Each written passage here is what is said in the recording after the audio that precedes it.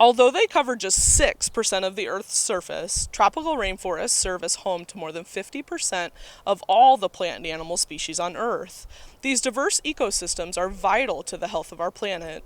Tropical rainforests also provide us with harvested treasures such as food, medicine, and other products that we use daily all around the world. Tropical rainforests are located around the equator and maintain a warm and moist climate throughout the year. Typical conditions in this area of the world include an average rainfall of 60 to 200 inches per year, temperatures ranging from 70 to 90 degrees Fahrenheit, 12 hours of sunlight a day, and 70 to 95% humidity. To put that in perspective, the state of Nebraska has an average rainfall of 27 inches per year, temperatures ranging from below 0 to above 100 degrees Fahrenheit, averages approximately 8 hours of sunlight per day, and the humidity averages about 70%. Here in Nebraska, we are a long way away from the equator and tropical rainforests. However, here at Lauritsen Gardens, our Marjorie K. Daugherty Conservatory houses approximately 10,000 square feet of tropical plants.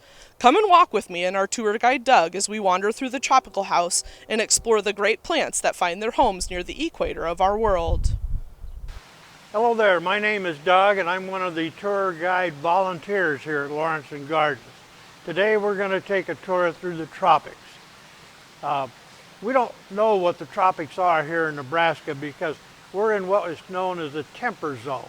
In other words, we experience 4 different seasons. And right now we're going through the fall season and into the cold winter.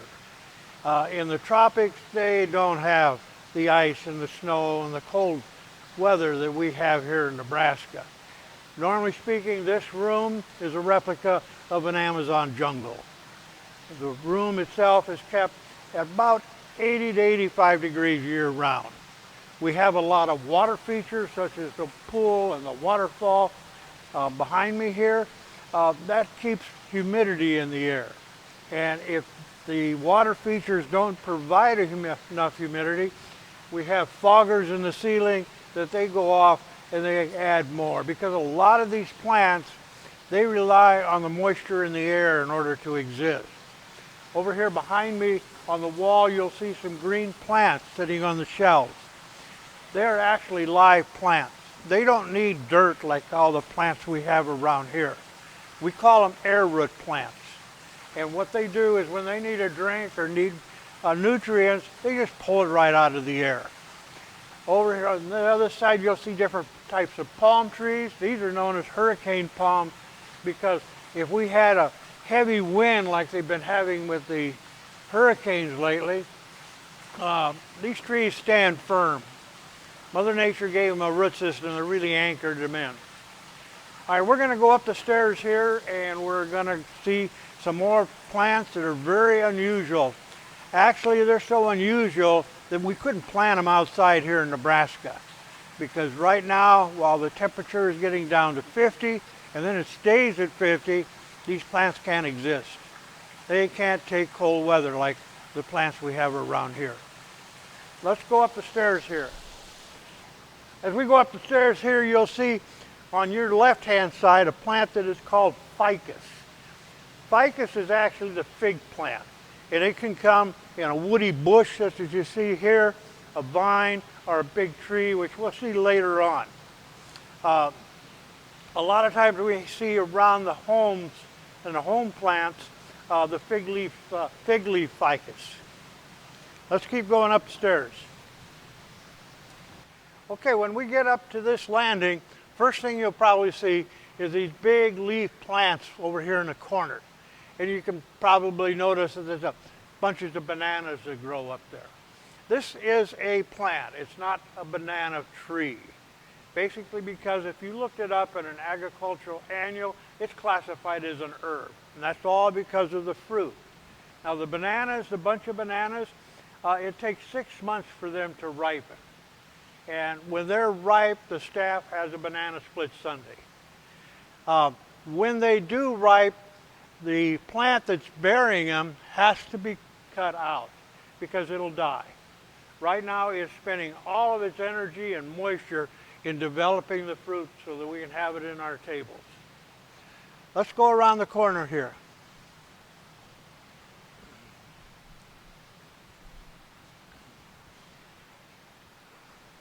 Over here you'll see another example of an air root plant. There are thousands of different types of orchids, and all the ladies love orchids because of their colors and their textures. But these are air root plants. If we went looking for them in an Amazon jungle, we'd have to look up high. Because in the trees that grow in the Amazon, where a branch comes off of the main trunk, that's where you'll find an orchid growing. These here are potted in wood chips and sphagnum moss. And when they need a drink or need nutrients, they just pull it right out of the air. That's why the humidity is so high in this area.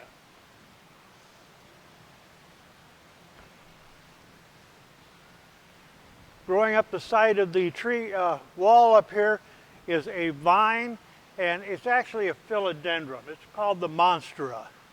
And it's one of the different members of the philodendron family. We've got another philodendron over here. This is known as the split-leaf philodendron, more common. But Mother Nature gave the split-leaf philodendron all the holes and the splits in the leaf, so the water just runs right through it. Because when you're in the tropical forest area, it rains off and on all the time. And this way, water can run through it. Also, the water will bead on the edge of this, and it helps feed the plant water. That's how it gets a drink. Here we have more banana plants.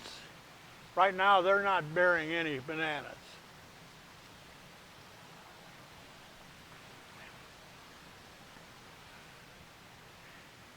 We're going to stop here. This plant here is known as a crocus, and it's actually a little chemistry class because when a plant wants to reproduce itself or wants to grow, it has to produce a seed. The seed has to come in contact with the dirt. The dirt has to receive some moisture, and then it starts sprouting. And normally speaking, better than 95% of our plants are green, because once it has started sprouting, and one of the sprouts comes up through the ground, it collects sunshine.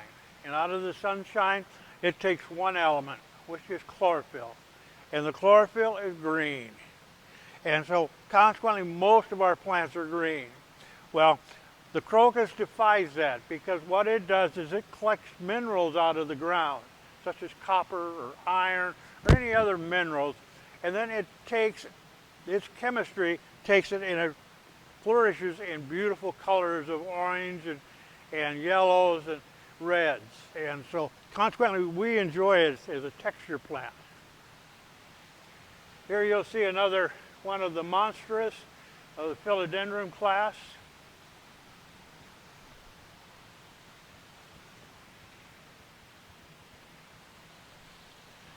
Okay, let's keep going here.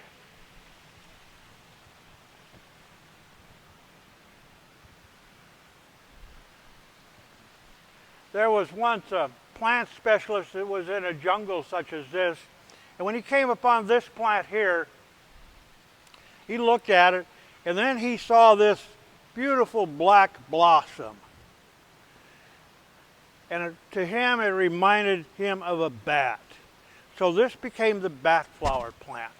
And we'll see several plants that have animal names, such as down here we've got the zebra basket vine.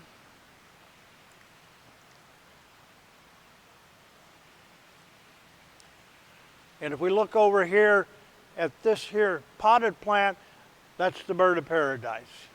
Now the bird of paradise is got an unusual characteristic, because in the Amazon jungle, that bill, a straight green thing on the bottom there, if a small bird lands on that, starts eating the nectar from the blossom, the bill will open up, and it's full of all kinds of real fine dust.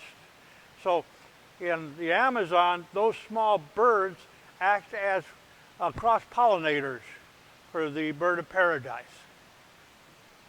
Okay, let's keep going. You'll see all kinds of blooming plants and different plants all over here.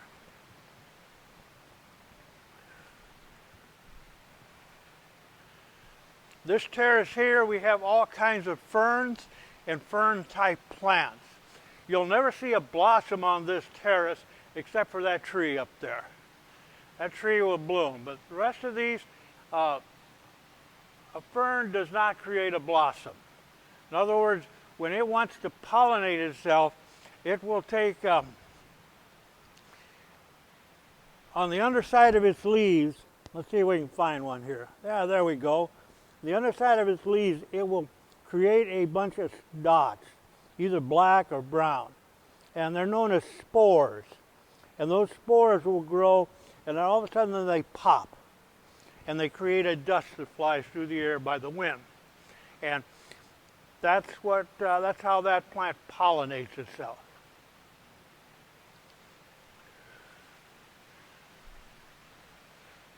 This tree here is another example of a plant that's been given an animal name because whoever discovered this originally, he felt that brown crusty surface up there.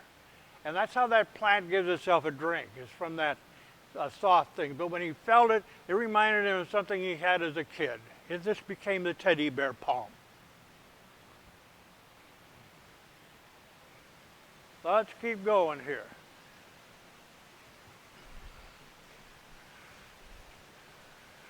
And this plant over here reminded something a man had for lunch, so it became the shrimp plant.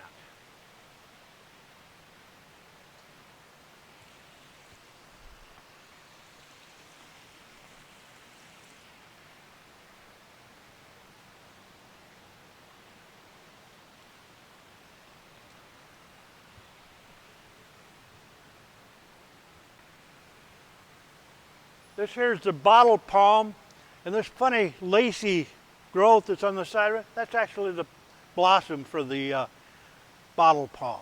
And you'll see that on some of the other palm trees. Over here we have another type of palm that's got little red berries on it. They have a problem in the Lawrence and Gardens Conservatory. We don't have birds to help them pollinate.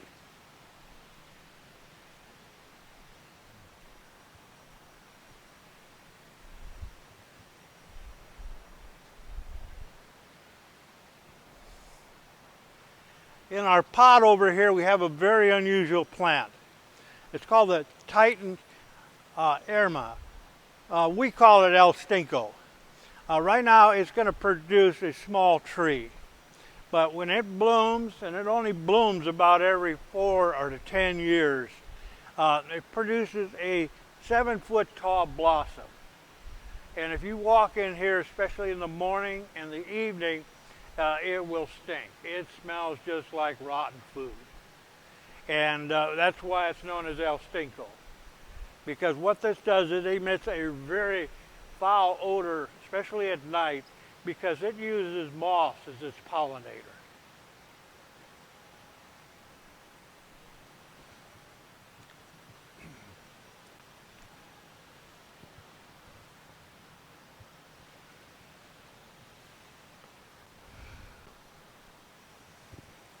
Over here in this area and in this pot, we have what we call the bromelid. The bromelid is an unusual plant because it grows like a little fountain coming out from the middle. And in the center of that fountain, there's a pot. And in the tropical forest, it rains off and on all the time. So consequently, that little pot fills with water. This plant waters itself when it wants to take a drink.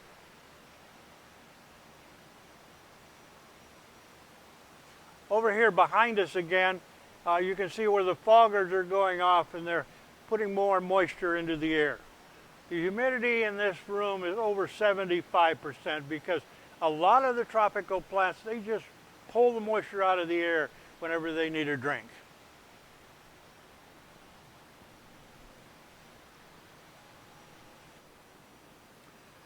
Another example of air root plants is what we call the pitcher plant. And if you look at this small one here, the blossoms on these look like little pitchers. And because it rains all the time off and on in the tropical forest, water collects in those pitchers. And then that water, because of the reflection, it attracts flies and other insects. Unfortunately, they drown. But over a period of time, this plant not only feeds itself, but it waters itself. We do have another type of plant like this, but it's the Venus flytrap, but we can't put it out on display because it's very sensitive when people keep putting their finger into it. And no, they aren't big enough to trap either you or I. Now, up here on the top, you really know that you're in a tropical forest because you can tell that it's much warmer towards the ceiling. Up here we have different types of cactus plants. If you ever go out into a desert, you run out of water and you need a drink, well, look for one of these barrel cactuses because inside these barrel cactus is moisture that you can drink. It's drinkable. And what a cactus does is it absorbs moisture every time in the evening when there's moisture in the air or when it occasionally rains. And so therefore, if it needs a drink on a hot, dry, windy day, it just has it built into it. Mother Nature's taking care of the plants regardless of where they're at. Like I said, these plants can't exist here in our climate because they can't take cold weather.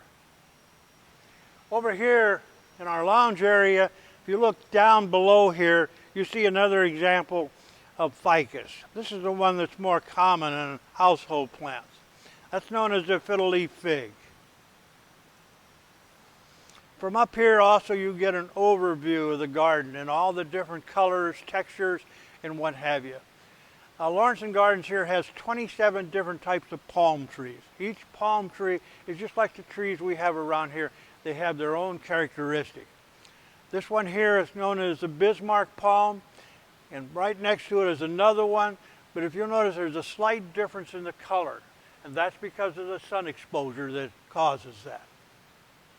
When these palm trees get up to 60 feet tall, the staff has to make a decision to cut it out and replace it or do something different with it.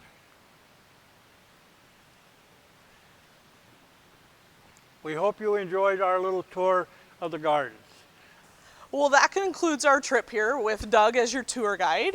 We both want to thank you for joining us here at Lawrence & Gardens, Marjorie K. Daugherty Conservatory here on our wonderful and beautiful botanical garden. We hope at one point you all can get out here and enjoy the gardens in person instead of watching us on video. But most definitely thank you for your time, and like always, we hope you enjoy your virtual visit.